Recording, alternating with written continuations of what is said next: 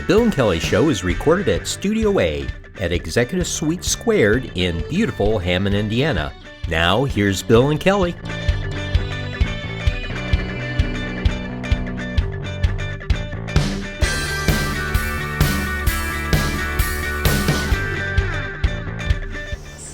Hello and welcome to tonight's show. Today we have two very special guests on the show today. First is Jennifer Hara, who is with Love Jessica, which is an organization that was formed to help young adults out, couples that have recently suffered a loss, whether it be a stillborn child or a miscarriage. And what this organization does is help these couples out with their medical expenses or any expense having to do with that tragic loss, so that they could concentrate on emotional healing and getting better and just getting through the horrible situation. So she's on first. Immediately following her, we have Angela Johnson from Shatter Silence Inc. As you know, this month we recognize two issues. One is substance abuse, as well as suicide prevention. So Angela will be coming on, and she's an advocate for both, and she'll be talking to us about resources that are available for both. And then, of course, we will wrap up our show with Eli Hernandez, who will be visiting our show for the last time this week, and he'll be wrapping up the show with some great music. So,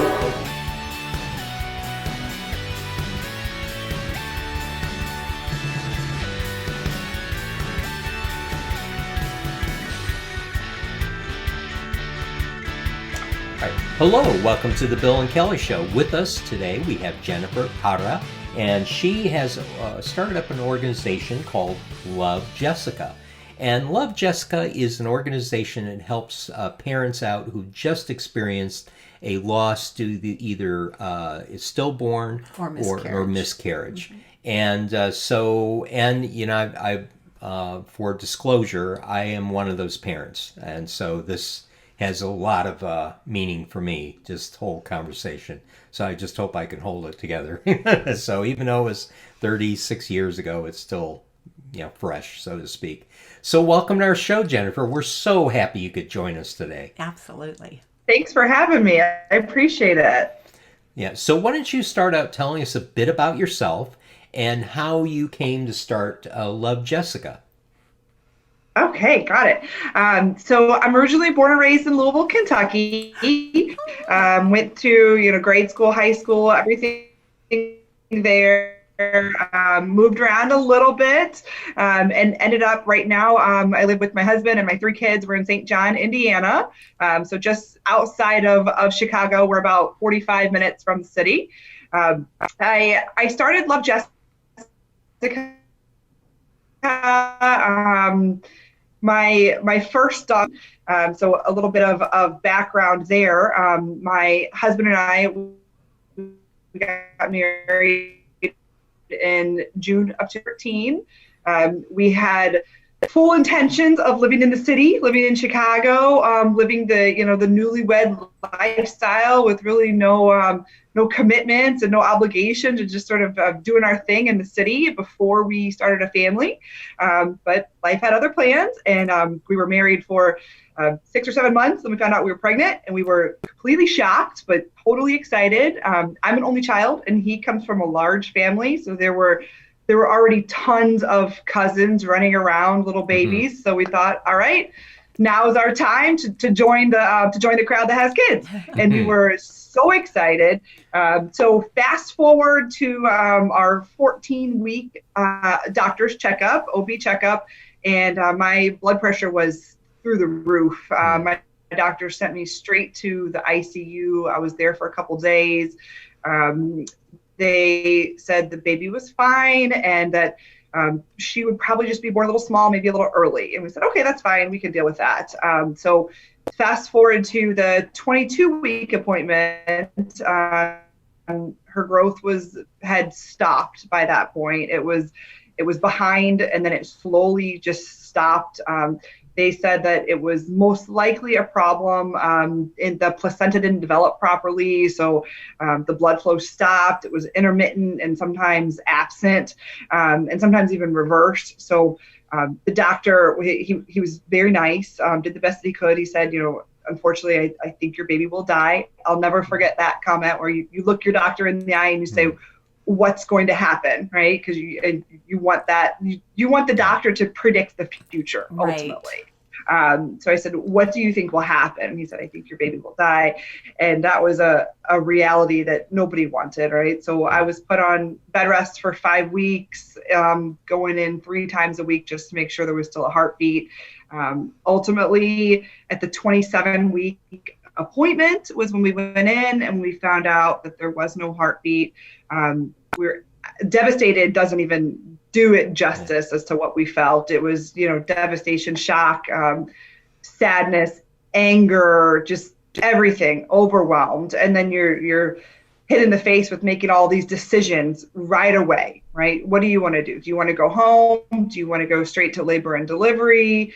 Do you want a funeral? Do you want cremation? What do you want, right? All these decisions you have to make when you're not in the right state of mind. Right. So we delivered our little girl on July 1st, 2014. She weighed just under a pound. We saw her, we held her. And that was really, that was it. It was, we went home with nothing, no, car seat like you plan on doing. We had a baby room at home that was not done because we were, 27 weeks, sure. But it had a lot of stuff in there. We were definitely getting prepared. And we had a packet, a folder of, here's some funeral homes in the area that we work with locally. Here's some grief counselors. Here's a lady at the hospital that you can talk to, and good luck, make an appointment in a couple weeks with your doctor. Mm. Yeah. Was basically all that we got sent home with. And not that they weren't caring or empathetic, it just that's all they could do. There was no other resources available. So a couple weeks later, the bills start coming in. And when you're going through all that in the moment, you don't think about what's going to happen in a couple weeks, right? You don't think, oh, am I going to have to pay for this, or how much is this going to cost?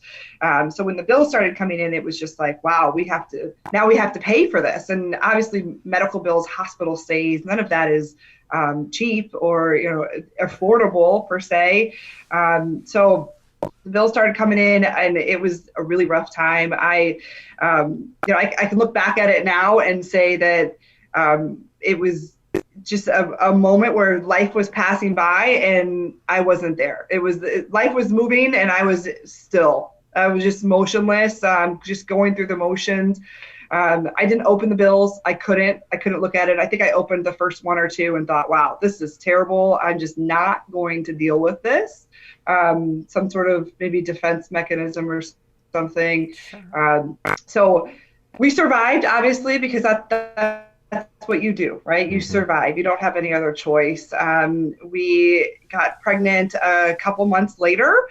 We were super excited. We had an early miscarriage. So we were about 8 or 9 weeks, had an early miscarriage. And then a month later, we got pregnant again. So we're, knock on wood, we don't have any issues getting pregnant. It's just keeping the pregnancy. So that is the pregnancy then is my daughter, Olivia. She's 5 now. And then after that, we got pregnant again. We have my son, little Joaquin Jr., and he just turned 3. And then after that, we decided we wanted to try for one more. So in March of 2019, last year, we got pregnant again. And we thought, all right, this is it. This is going to complete our family. Although my pregnancies were stressful, just after having that initial loss, this one I didn't feel as much stress because I had had 2 successful pregnancies. We were still high risk because of my blood pressure. But I had 2 other kids to chase after, so I didn't really have time to worry about this pregnancy. So I go in for my 16-week appointment and no heartbeat. So it was just like adding another level of wow, we didn't expect this again, right? Mm-hmm. So that's when, after that loss, is really when I thought, I have to do Love Jessica. It had been in the back of my mind since 2014 when we lost baby Jessica. I told my husband, we were driving down the road one day, and I said, because after that loss, everyone was asking, what can I do? Or, let me know if there's something I can do for you. And at that time, you don't say, well, do this, do that. How about this? But after having some perspective and looking back on it, that's what people could have done. Those bills that came in, just take care of the bills for me, regardless of, our income level or anything like that. It's something that I don't think you should have to pay for a baby that you can't bring home, or that you can't keep here with you. So that's what I said. I want to do Love Jessica. And then after we had the recent loss in 2019, we ended up having a DNC after that. Because we were 16 weeks along. I said, I'm going to do this again. I'm reinvigorated. I'm going to get it started. If I don't get it started, it's going to be one of my biggest regrets. Whether it's successful, whether it fails, whatever happens with it, I have to try. And I'm really passionate about it and want to do it. So here we are now. We ended up getting pregnant again. We have our newest little blessing. She's 4 months old. And now that our family's complete, while I was on maternity leave, after the newest pregnancy, I got this organization up and running. And that's where we are now. So just trying to spread awareness, trying to find people that have gone through this, that we can help pay a portion of their bills for them. How beautiful. Awesome. So, man. So what a beautiful legacy for your daughter. Definitely. Gosh, and you signed her name to it. It's just, it brings back a lot of memories. Me as an engineer, one of my first projects I nicknamed Eric, and that to me was huge. So you are a 501c or C3. Yeah. I always get those. We're fully licensed 501c3 nonprofit organization. So you can have fundraisers and raise money, that type of thing, and allow people to get tax benefits for donating. So talk to us about what have you or do you have relationships with hospitals that contact you if someone does have a miscarriage or stillborn? So we're in the early stages of becoming affiliated with Community Hospital here in Munster. So in those early communication phases, but hopefully I'm going to target the local hospitals here around the Northwest Indiana area first. I went to community just because that's where we delivered our newest baby. So I'm going to try to target the hospitals around this area, and then hopefully spread more nationwide to hospitals, doctors' offices, funeral homes, just any sort of medical or funeral facility that deals with losses like this. And so your hopes are now to help them out financially to get over that. Emotionally and financially. Yes. So financially, that you raise funds, of course, and but what are your thoughts on dealing with them emotionally? What type of resources do you have to be able to go in and counsel people that have just lost? Yep. So great question. So Love Jessica, we're focused on the financial aspect, helping them out with the bills, which I found just through some of the applications that we've received so far, it just by them telling their story during the application process, whether it's typing it out, saying it, whatever it is. A lot of people have said it's helping me just to talk about it. Thank you for listening to, my baby's story or my baby's life or my pregnancy journey. Just thank you for listening. It's helping me just to type it. So that's helping as well. But I'm also working on being affiliated with some other organizations that are focused on grief counseling and resources and those types of things. So just as we do the funding financially, there's plenty of organizations out there that do just the grief therapy support groups, et cetera. So I'm working on, handpicking the ones that I think would benefit, that we could mutually benefit each other, and posting those as resources on my website or sending out those links and connecting those people with the families that we fund as well. Wow. Awesome. So you're beginning to make relationships with hospitals, community being the one closest naturally. What about keeping this going? What type of fundraisers do you do? What do you Or do you want to do? Yeah, or do you want to do? Obviously, is something you can't fund yourself because, hospital bills are huge. So what Right. does that look like? Also, what about the manpower to help you? Because obviously you're going to need help eventually. So what type of things do you need there? What, both as far as Yeah. fundraising and having volunteers help out? Yep. So as far as fundraising goes, COVID has sort of made that all more difficult than I had imagined. But it is Yeah. what it is, and we got to make the best of it, right? So I already did one sort of fundraiser raffle. It was more of just a spread the awareness. Albanese in Maryville, Albanese Confectionery donated a couple of baskets of their amazing gummy bears and chocolates. They're my favorite.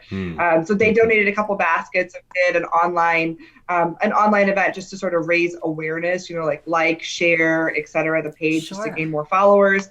I am working on right now, I'm trying to find donors just to give gift cards or little items to hold a silent auction online.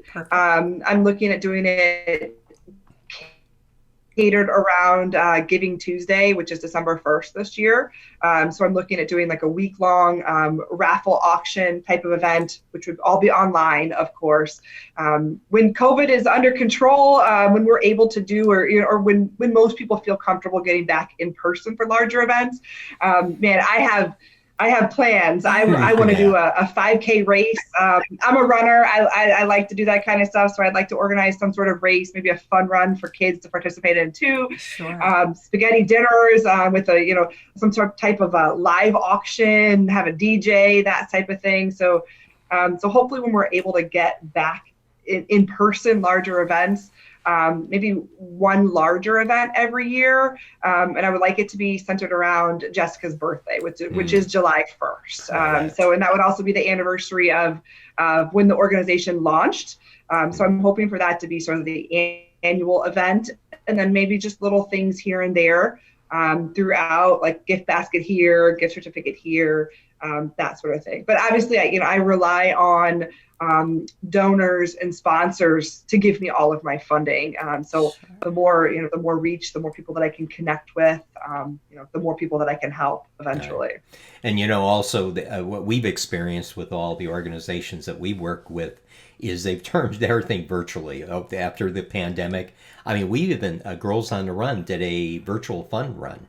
And really it's kind of a neat thing is an honor system, of course, but you submitted your time by they had this system set up where they submitted their time, and of course they picked the top runners that finished and awarded it that way. So gosh, yeah, it's amazing. But you're right, the pandemic has changed the world. Every organization we deal with has had to really pivot, reinvent big time. A lot of things. Reinvent a lot of things, pivot very well, but this is really very inspiring what you're doing, helping people out that are affected emotionally. Because you're right, when you're in that moment, you're thinking, my gosh, I just had this horrible loss. Mm-hmm. But then all this financial thing comes in, and it's like, this shouldn't be happening to me. Right. I can't deal with these two things at once. And it is so refreshing to know that there's an organization out there like yours that people can go to get help, and so they get totally healed from, and you never heal from the process. You never do, but at least get back mentally where they're a little bit normal. More to their normal, and that's just so great. Now if our listeners and viewers are out there wondering, what can I do to help? Mm-hmm. Where can they go? What can they do to help you out if they want to donate gift cards or a gift basket, or they want to make a financial donation? Where do they do this? So we're on our website, we're on Facebook, we're on Instagram. The website is www.love-jessica.org. So if you go to our website, it links to our Facebook and our Instagram, so you can see everything we're doing on social media there. There's also a donate tab right there, so they can click donate.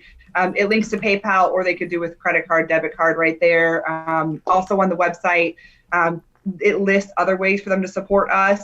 So whether it's supporting via Amazon Smile or a Facebook fundraiser, or a lot of times companies will match their donations as well. So they can look into that. And then of course, just following us, liking our posts, sharing our pages.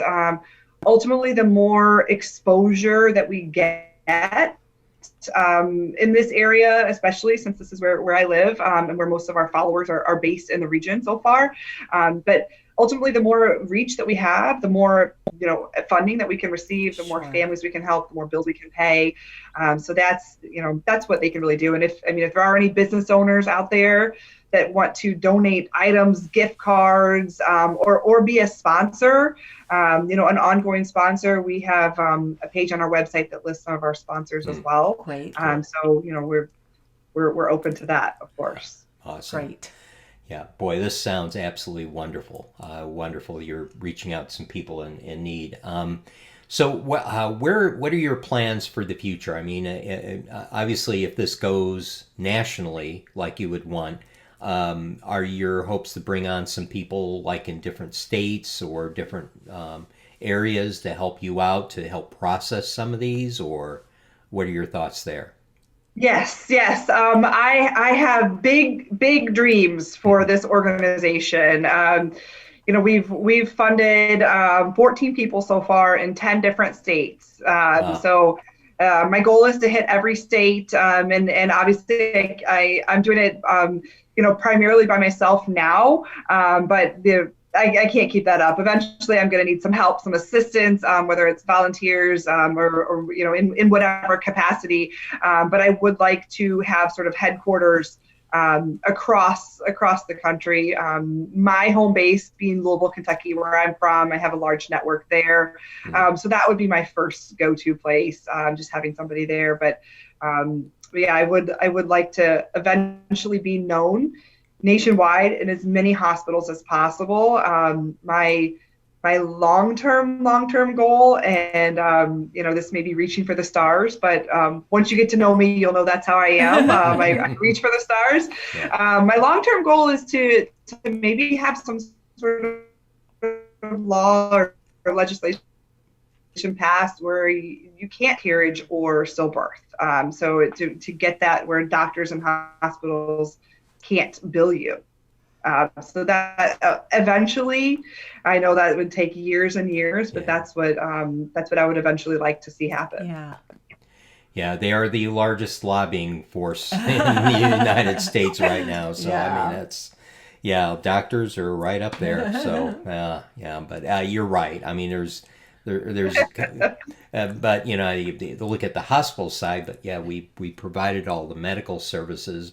But there's got to be some. Yeah, or at least really reduced rates or something. Yeah, or look at the bill to make sure they aren't charging for things that they shouldn't be charging for. My 40-year-old, who's my oldest, I still remember getting my bill and being charged $12 for one Tylenol, and I thought, I could buy a bottle of 100 Tylenol for $12. Are you kidding me? It was just amazing. Right. Yeah. I love what you do on your Facebook page. You celebrate every paid bill, medical bill, and that I think is kind of neat. That's really awesome. So it's kind of a milestone, a celebration in a way. You're helping people out. That's one less worry out there. Because I remember in Lubbock, it was just we were in a strange place. We only moved there just a couple of months ago, and that was tough because we moved right during the winter. And then we ended up with a stillborn boy, full 9 months, and your mind just gets started swirling and dealing with the emotions. And the first thing someone tells you, don't stop talking. That's one, you have to talk about it.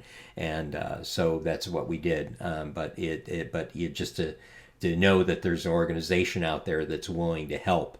And Lubbock, don't get me wrong, Lubbock was absolutely great. I mean, beyond great. But there was no organization like yours to help with the medical expenses. Yeah. So I think it's genius what you're doing. It is absolutely genius. And So before we wrap up the show, this has been great amount of information. I can't wait till we get this out there. And you know you've got us to help out with whatever. Oh yeah. We're behind you 100%. Yeah, we're kind of pros at doing online virtual events. And I'm just kind of a pro at trying to donate to things and getting people to donate to things. Yeah, she's good at doing it. So yeah, please. I'm in your corner, baby. I will keep you guys. Yeah, we've helped out a couple of organizations, the Crisis Center, the Food Bank, Habitat for Humanity. So we love doing that stuff. We do. So yeah, please call on us if you need help. By the way, I have a question though. I noticed some medals in back of you right below. Are those your running medals? Little runner.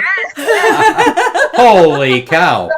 Holy moly! They're not all mine. Okay. They're mine and my husband's. Okay, all right.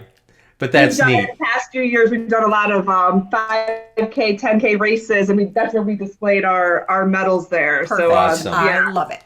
We're looking forward to getting back to that once this pandemic is under control. Yes. And the Extra Mile out in Valparaiso, they love getting involved in stuff like this and coordinating running events. So they're they do a lot of charities. So they're also good ones to get in touch with. So.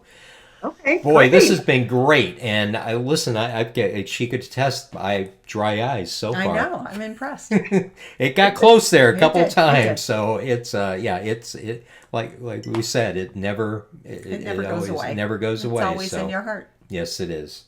Boy, Yep. Always in our heart, and that's what we're looking just to help sort of break the silence on the stigma around it. You know, it doesn't have to be this thing that you're ashamed of, that you can't feel like you can't talk about, one that hasn't experienced it. But it's sort of like once you have experienced it, you're in this club that you never wanted to be in. You don't want to be a member, but yeah. Ultimately, we're just trying to help out and help break the stigma for stillbirth, pregnancy loss, miscarriage. It happens far too often, and nobody talks about it. Yeah, you're right. So you're right. Well, with that, trying to do our part. Just to review things a bit, the name of the organization is Love Jessica. The Facebook page is by the same name. Your website is Love Jessica as well. Love dash Jessica. Love dash Jessica. Right. All right. Love-jessica.org. Yes. All right. Yeah, we'll make sure it's up there because we've got a bunch of virtual learners contending with our bandwidth here, so it's been a little bit choppy, which we apologize. No, we don't. Zoom apologizes, and all those kiddos out there. Well, all the Chicago kids started school today. Yeah. We're amazed that it's lasted this long. There you go. Yeah. So, well, with that, one day we'll have you in our studio in Hammond. So when we can do that. Yes, I would love that. I would love that too. Definitely. Well, Jennifer, I tell you what, we appreciate so much what you do and this organization that you put together to help people out like us that have experienced a loss. That's just meaningful. So it's and as you grow, just keep on with us. Yeah. We will celebrate that as much as possible. Yeah.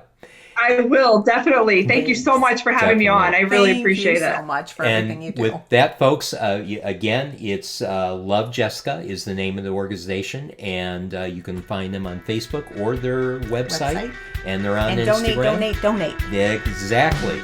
And with that, we'll see.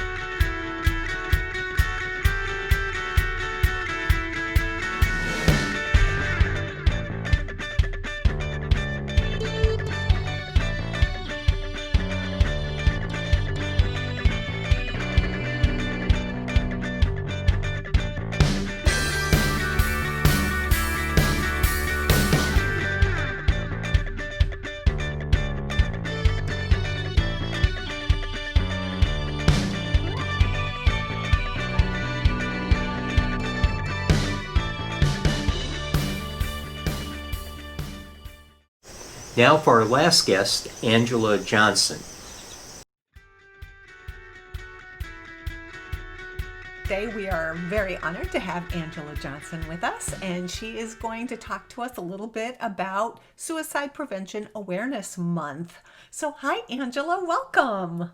Hi, thank you for having We're me. very happy to have you. So, tell us about this very important month and what's out there for us to help us with this. There is a lot out there that can help us through this month specifically and through every day after this month.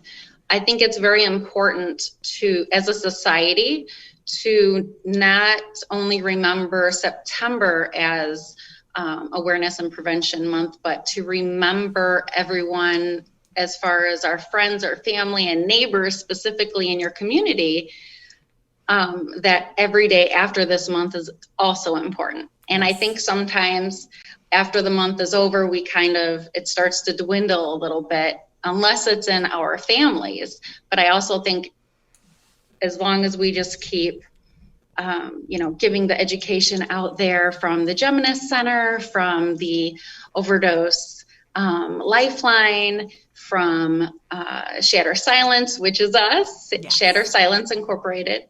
And there's so many. There's regional healthcare. And if you just Google or go to your library where I'm actually at the Hebron Library right now, which I think,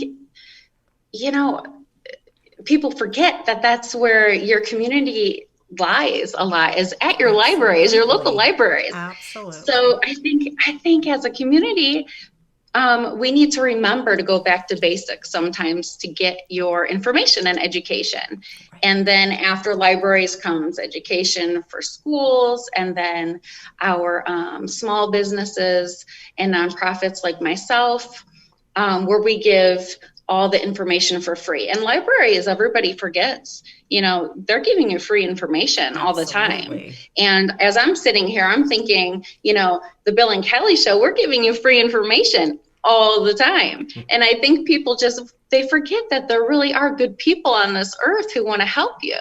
Absolutely. So there's a whole bunch of, where it's at information and education that you could get. But do you mind if I tell a little bit about myself? Oh, no, we would love that. Yep. Please. A few things have changed. Just a few. All right. Well, let's hear. So I am Assist, SOS, and QPR T4T, which means I teach QPR, which is question, persuade, and refer a person who is in distress or has ideation of suicide. And I'm also a Narcan trainer, which this is so cool. So this is where this comes in with me and with our organization. We are now a statewide Narcan distributor. So I did not know that Justine Phillips was the founder of Overdose Lifeline. Did you guys know that? No, No. I did not. I did not know that in Indianapolis.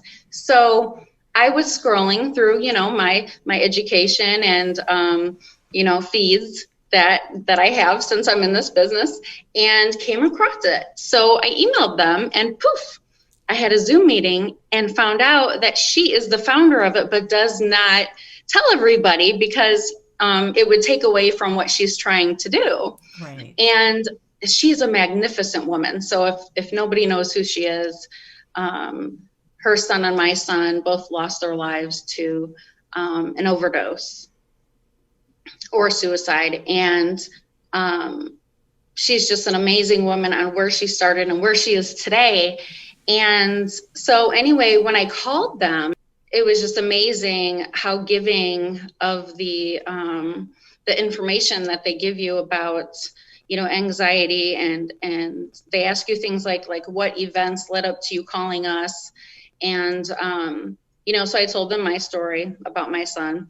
But what I didn't know about them is that they're also a Narcan distributor. So I asked them, how do I do this? Because I always have Narcan with me, and I'm always like, hey, this is what you do. If, you come, I talk to everybody. Like, I'm at Strike and Van Tel talking to people. I love that. So they're a distributor. And I said, how can I become a distributor? So they had some fancy questions for me. and I answer them all correctly. So now I'm a distributor. So I was like, yes. So I'm very excited to be able to train anyone who needs to be trained about Narcan, who doesn't know what it is, and who wants to save a life. So Narcan is it's naloxone. This is the little nasal spray, 4 milligrams. If you see someone who may or may not be having, if someone you see is unconscious on the floor and their eyes are pinpointed, if their fingers are blue, if their lips are blue, if they're having shallow breathing, if it sounds like they're breathing but they're snoring, they could be having an overdose, a possible overdose. You need to call 911 immediately. If you have Narcan, which is very important because I don't like that word if. I want Narcan in everyone's kitchen medicine cabinet. Some people have them in the kitchen and the bathroom, wherever your medicine cabinet is. This isn't going to hurt you. It is safe for pregnant people. It is safe for infants. This will save your life. Sometimes it takes more than 1 nasal spray in the nostril. Sometimes it takes 2 or 3 of these to save someone's life. But if you see someone on the floor and they're not waking up from the chest rubs, if they're just not responding, just in case, make sure you have this with you. It's good to have it in your purse. I have one in my purse, one in my medicine cabinet. I make sure all my friends have one. A lot of people don't realize it's not about you. It is about your surroundings. Right. It's about teenagers walking through your house. It's about people who are looking at your house if you're selling it. Strangers walking through your house, looking at your home if you're selling your home. They're going through your medicine cabinets if, that's what, if it doesn't have to be a teenager. I didn't mean to exclude everybody. Right. But it could be anyone who is addicted, who is a recovering addict. Or someone who just has a reaction to Yeah, something that they're on. it could be, thank you. It could be you went to the dentist and had your tooth pulled and you're having a reaction from the Tylenol 3. It could be an elderly person who forgot to who took their meds, who forgot that they took it again. And that could be anyone. Absolutely. Yeah. And the good thing about this is that another name, again, Justine Phillips has, she's not only the founder of ODL, she created Aaron's Law. So what that means is, as long as you stay with the person that you're with, after you give the spray in their nose, you're not going to go to jail. No one's going to prosecute you for saving their life. It's kind of like CPR in a little bottle. Right. It really is. It's a game changer, you guys. Just to have one little tiny nasal spray can save someone's life. Now, how do people get trained to do this? How do they contact you, or how who you else can can get they trained go to do it? Get trained to do this. You can ask any firefighter, any policeman, anyone who's an EMS, first responder, where they get trained. Wherever they get trained is where you can get trained. Okay. A simple phone call to me, I will train you. We go through this worksheet. We go through Aaron's Law because some people are still scared. What if they have a reaction from the nasal spray? Am I going to get prosecuted? I have never heard of anybody. Honestly, I asked. His name was Kyle from ODL, the Overdose Lifeline. My information, of course, will be after this, and anyone can email us, but just that, it's a good time to talk to your friends and family and community and neighbors. Check on your neighbors. And I know you want to wear a mask. And you have to wear a mask. See, it says Shatter Silence. Yes. And we have these actually to support education for, I'm not trying to I'm just showing you. We have masks, which I wear all the time. We have t-shirts and hoodies also. But anyway, but they support us traveling to schools, to which we're kind of diving into a little bit. And I just spoke with somebody the other day about the fire station. It goes towards education, and, you know, anytime I go to speak somewhere or to little groups, I'm really interested in getting into mom groups. So if anyone knows a mom group that I can get involved with, that would be awesome. It's important because and you, with all the stress that we're going through with the That's what I pandemic was just going to and say. all of the undue pressure, people losing their job, people not getting called back. Some are getting called back, some are not getting called back. I think they said like 2 out of 5 people are getting called back to work, and but so the Yes. building of pressure and pressure. So what are the least stressed? People look at alcohol or some type of substance abuse. Yes. And worst possible case, and that's what this month is all about. It is. And so, yeah, this is even more important now that we can run across people that are either in an overdose situation or now, how can, all right, when we go over how they can get a Narcan kit, and they're going to need training, is that correct?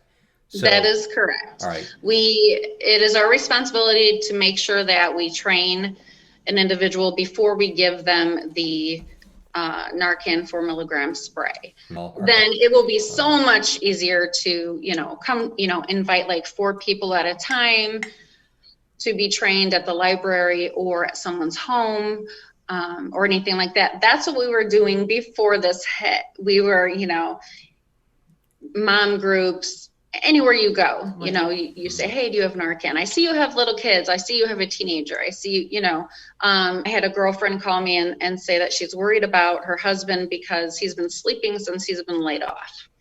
And so I had to speak with her, to make sure that, she felt safe in the home. He was safe specifically, to make sure that, like you said, Bill, I think you mentioned something about alcoholism. Right now, alcohol sales have gone sky high. Oh, yeah. Divorce rates have gone sky high. And I really think it's important for everyone to just take a step back before you sign. Is it your family values? Is it, is there something in your community that can help you? Like for my friend whose husband was sleeping, I gave her some ideas, like, try to get him back into the community. What did he do for a living? Right. Maybe we can find someone in the community, at your town hall. Every town hall has meetings, whether it be Zoom right now or Volunteer.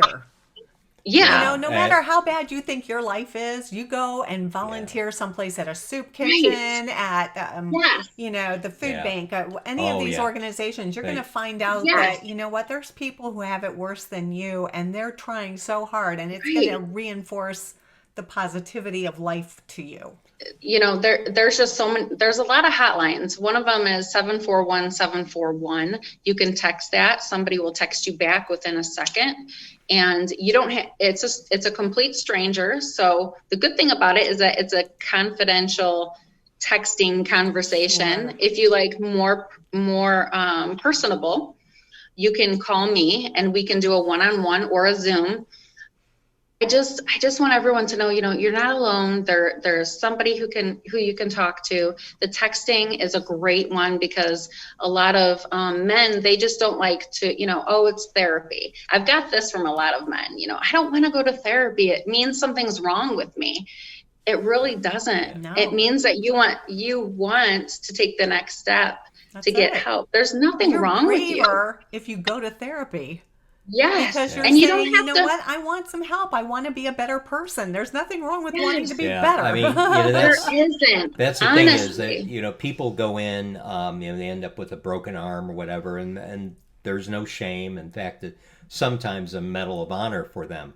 But yet, the moment they have to consider mental illness, it's a taboo topic. They don't want to, and you drive by many counselors' offices, and their parking lots are in the back because people don't want to be seen going in to get counseling. Right. And it doesn't mean there's something wrong with you. It means there's something right with you because you're looking for help. Thank you. And we Yeah. all go through depression. We all go through anxiety. We all go through stress. I mean, the smartest thing you can do is look for somebody to help you through it. Mm-hmm. Right. So this Yeah. this text number is a great idea because that is something that, especially this So month. anonymous, you Yeah, know. and Mm-hmm. and it's easy. People text now, and it's the 900 numbers and 800 numbers that you call. Sometimes the phones don't go through, but text always has a priority on. And so, and it's something people get used to doing. So it's nice to hear that they move more towards that to something that people do quite frequently, and they can get Yes. help that way. So as people are just feeling down, maybe they have feeling like they could commit suicide or cause harm to themselves, they can text this number and someone will respond to them and at least be a friend.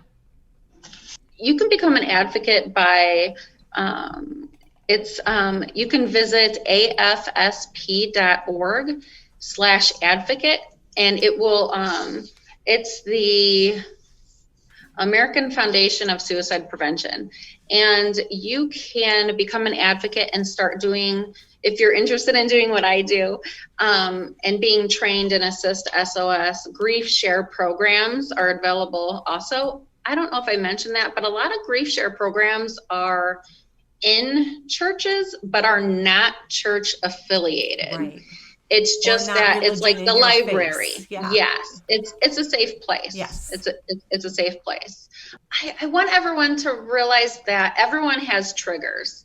There's always something that's going to put you to just kind of like make you off, to put you in a bad mood.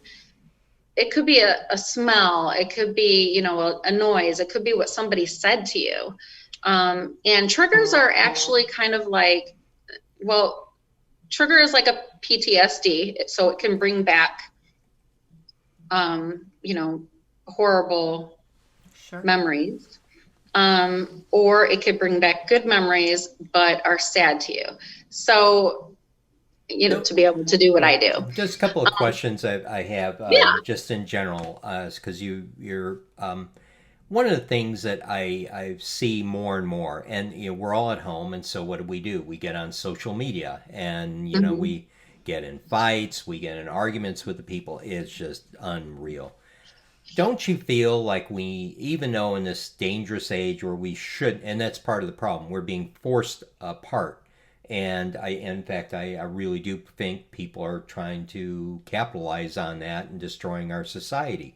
Don't you feel that people should get up and get away from the computer and try to meet a friend at a coffee shop, social distancing, of course, and have Or face to go face out and take a contact? walk Yeah, in take a nature. walk. Oh my gosh, Yes. yeah. And and that's one thing, since there's been a downturn in the economy, they said a lot of our green areas are starting to recover now. Right. Yeah, and But we spend so much time at home and yeah, we're listening to the news and we're, Yes. bombarded with this pops up on your Facebook and yeah, this and pops up on your Facebook. And sometimes just going outside and breathing the air and Yes. seeing the nature and the beauty in the world that reminds you that you're just a small little speck in this beautiful world, but that one little speck can make a difference. yeah, Mm-hmm. Mm-hmm. and it happened with us last night. The news was so bad, and because of our show, I'm on notification with everything, so I get attached to this. Oops, yeah, Yeah, that that phone. very quickly. And last night I told Kelly, I've got to put this up on the counter. I can't deal with it. Kids getting Mm-hmm. shot. It just and you got to get away from it, because the news out there isn't good. So just turn off the news. And I always Mm-hmm. say, unless it's something that immediately affects you, like there's something happening in your immediate community, what impact can that have on you? It's going to cause more damage to you in a way. Especially when you listen to the Chicago news and people being Mm-hmm. shot and kids are being targeted. It just is not good. So get away from the phone, shut off the media for a while, and get out and look at the birds, look at the nature, and Mm-hmm. just realize how fortunate we all are to have all this beautiful space around us and enjoy. And I tell you, there are studies show that the more connected we are to nature, the more better off we are psychologically. There's just removing that connection is not a good thing. And sometimes going out and getting away from the TV makes you realize that they focus on all the negative and all the bad because that's what news is all about. Yeah. You know? But you get That's out what there and you sells. find out that there's 99.9% good out there. Right. And you know, I There is more good than bad. Yes, I hope so. In my heart, I just know Well, it. I know there is. Yeah. I know there And is. I I see it all the time. And I know one of my counselors I talk to quite often, he said, don't listen to ads. Any of the ads on TV, they're meant to really put you into almost this hypnotic state, which is not good. It's kind of like giving you a numb feeling that is not. So yeah, it's TV. Get away from it. Not TV. always. Well, There's not a lot of always. good stuff on TV too. Oh yeah, Americans Got Talent. Yeah. Oh my gosh, Yeah, we that's missed right. that. Don't miss that. Oh, yeah. There's Well, that's something. important, being in nature and unplugging. That's right. You know, It is. yeah, you have to create or learn how to how to put your energy into something good, you know, even if it's just a small hobby, Right. or, you know, something you used to do. Yeah. I mean, it's just spending time with loved ones, going for a walk, like you said. Don't have at least 20 minutes a day to just go for a walk and just listen to nature. Look, you know, who are the people in your neighborhood? That's right. You know what I mean? That's right. I mean, I know it's cheesy, but it works. All you have to do is breathe. That's the first thing you do when you wake up. And while you're sleeping, you breathe. Your body already knows what to do to calm itself down. You just have to let it. That's right. Mr. Rogers had it right. Yeah. Yes, he That's did. right. He really did. Be our neighbor. Yeah. You know? Yeah, and there's been more abundance of studies that say that neighborhoods are more connected, that are closer, are the ones that have less health problems and less mental problems because they're so connected. People rely on each other, and you know they that connection brings down your blood pressure and all sorts of good things happen. So yeah. Yeah. Boy. So what some of the other things that are coming, you know, so why don't we go through some of the general things that are available to everyone on as far as suicide prevention. You brought up that text, which is great. I tell you, I think that's huge. What are the other numbers, though, that people... And they're not suicidal if they're just having a down day. And I'm not trying to... I think that there are a lot of resources out there. Mental Health America has a lot of tools on their site. And one of the things that I found out about them, I went on their site. It said caregiver tips for goal setting for if you have a recovery goal. So for It needs to jumpstart your soul. Yeah. Yes. You're great with words, Callie. Thank you. But I hope I answered your question a little bit, Bill. Absolutely. Yeah, and I think that's important because what we wanted to do is make the show about resources that people can, you know, use during this. It's just not this month. It's just It's all the time. You know, Every day. and prior to the pandemic, I was talking to a counselor that said the time spent with people is growing exponentially, particularly with adolescents. They're being exposed to more than they should be, and so he's having to spend more. What typically would be a couple of week counseling session is now months because he's worried about, are they on the right track? Family, and it's the family. You know, their family structure has changed, and kids need stability, and so he's finding that, and he's finding that, you know, people are just being exposed to way more than they should be. And so then the pandemic, it's like throwing a bunch of junk on top of stuff that is already bad. And boy, oh boy. So is there any, we probably should start wrapping up the show here pretty soon, but are there any other things that you would like to talk to us? Why don't you first review about the Narcan, how they can get a hold of you to get training and to maybe get a kit that they can take around with them. I am training anyone who goes on my site which is shattersilenceinc.org, Mm-hmm. who can schedule an appointment. And usually they are really easy, 30 minutes tops, unless you want to sit and chat. And I will train you on how to use Narcan, what it is used for, and why you should have it in your person medicine cabinet. A lot of people also don't know that you can get one free at your pharmacy. So then you'll have two. Perfect. Which is always good. And they also will train you before giving you your nasal spray of Narcan. And so suppose you want to get multiple, like maybe 4 or 5 of these. How much are they?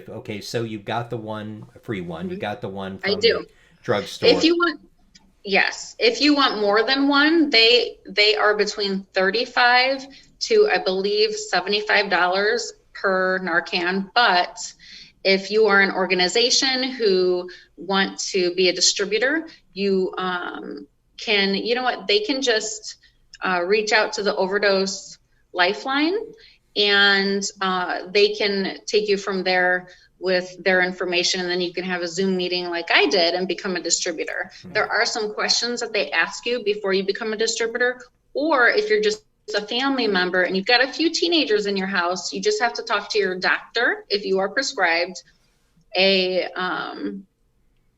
if you're prescribed a medication that you believe can be overdosed on, then your doctor can actually prescribe you Narcan. I'm actually asking for a bill that we'll talk about that next time on your show. Perfect. That I believe that every doctor who prescribes an opiate should also prescribe Narcan. Yeah, or make sure that family members have it. Yes. Yeah. And with my voice being heard, I hope somebody says that to the doctor. Yeah. But anyway, I do. I truly believe it because it's not about you.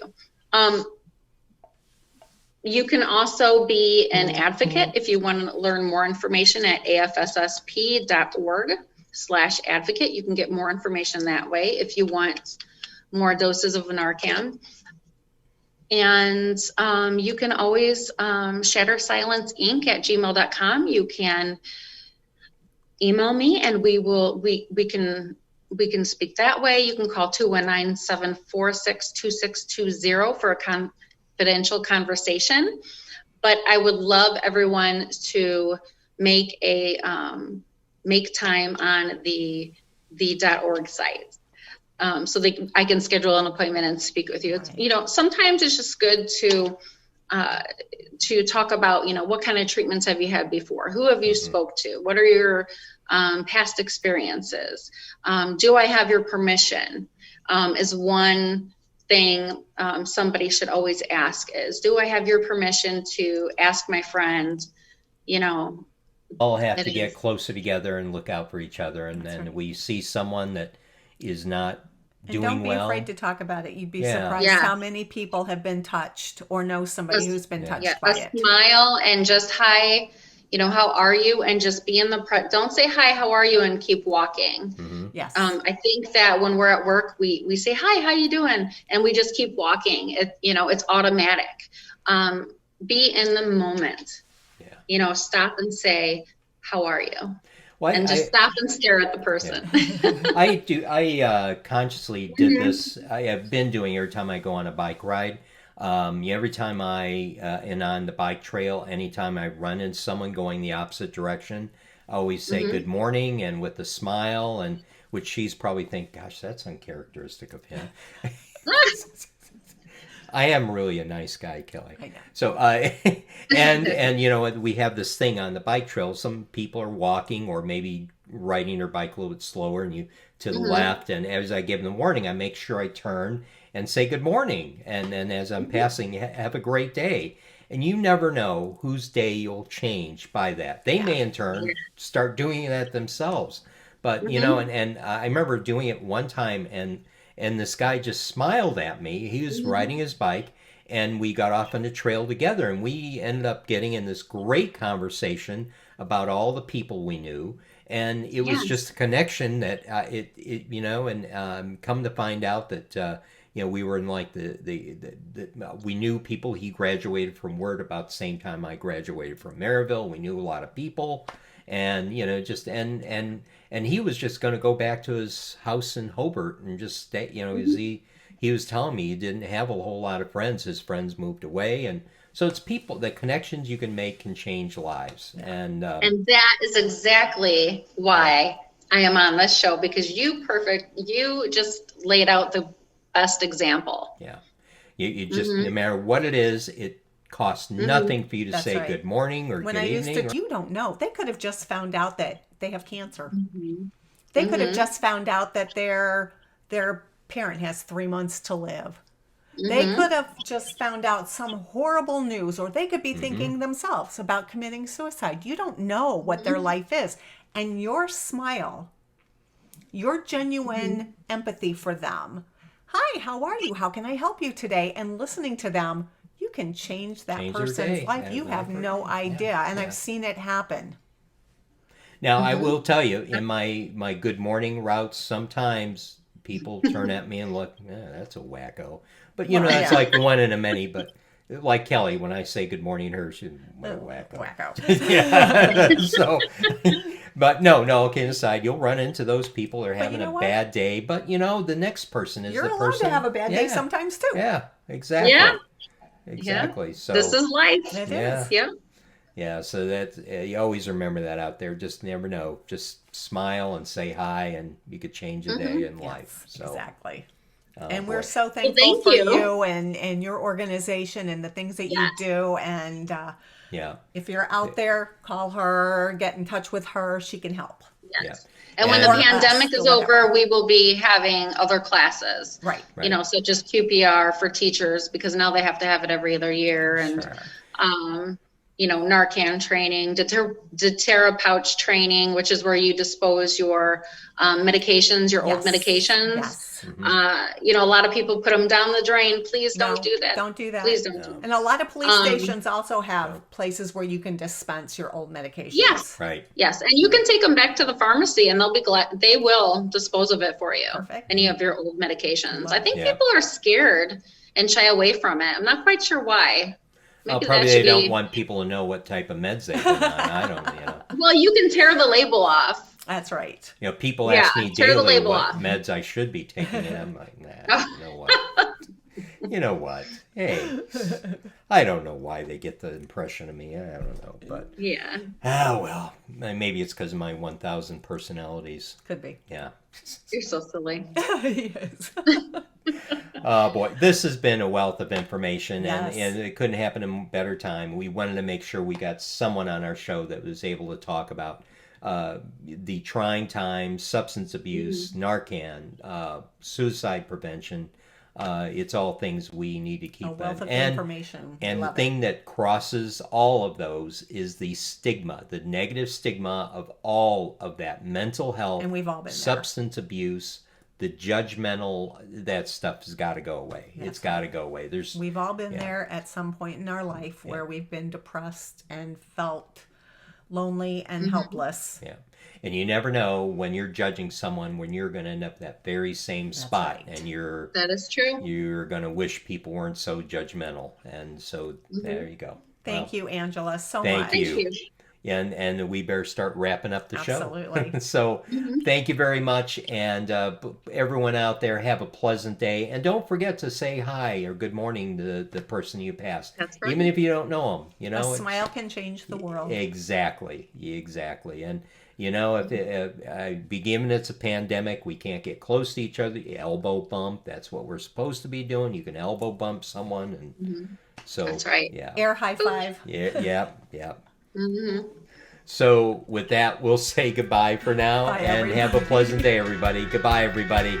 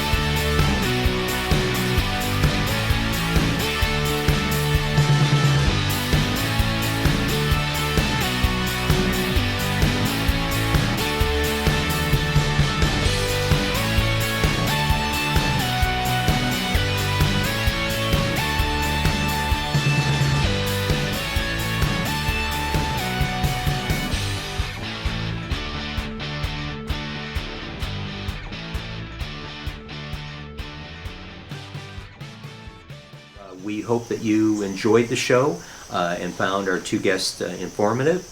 And so what we'd like to do is wrap up the show with our musical guest, Eli Hernandez, who will be playing one more tune for us. And with that, we'll like to wish you a very safe evening and say goodbye for now.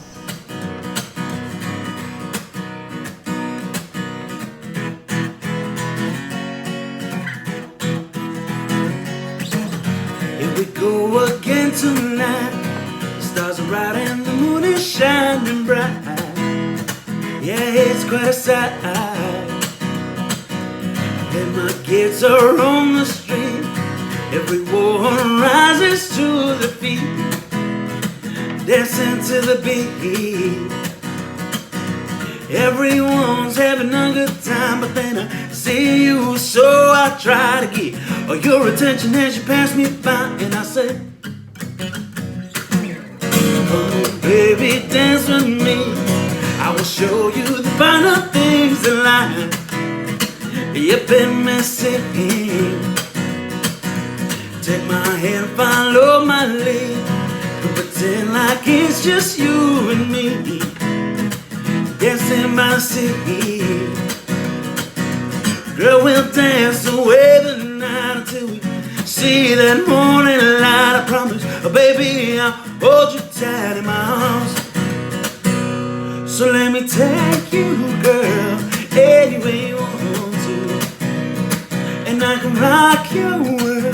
Baby, let me show you that I can be that guy who will always adore you.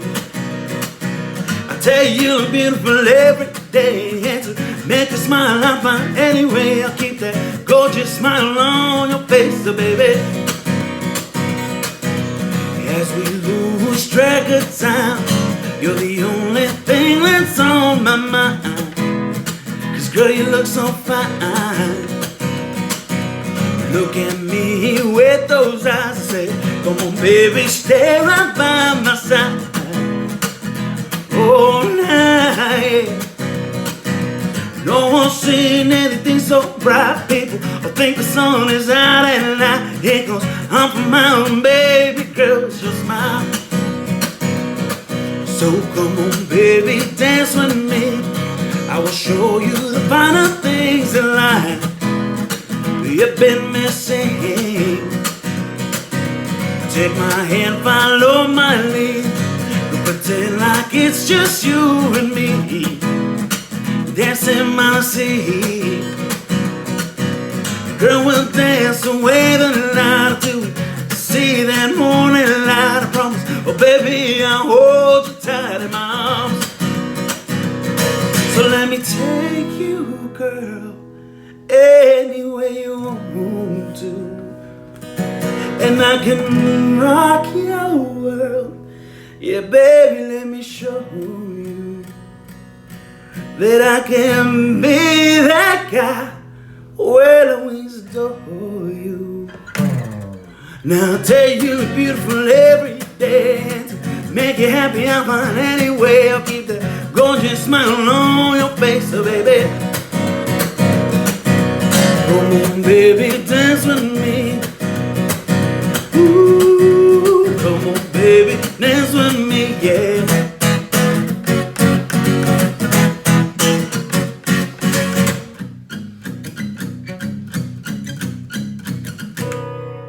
This episode of The Bill and Callie Show is brought to you by Graham Financial and Wealth Management. You can never start too early. Building plans for your financial future, that is.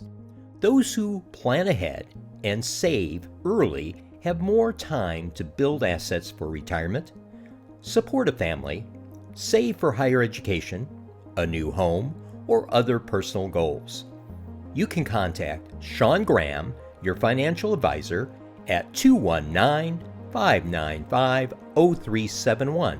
That's Sean Graham at 219-595-0371. Securities and investment products and services offered through Wendell and Reed Inc. Member FINRA SIPC. Graham Financial and Wealth Management is a separate entity from WRI. Graham Financial and Wealth Management.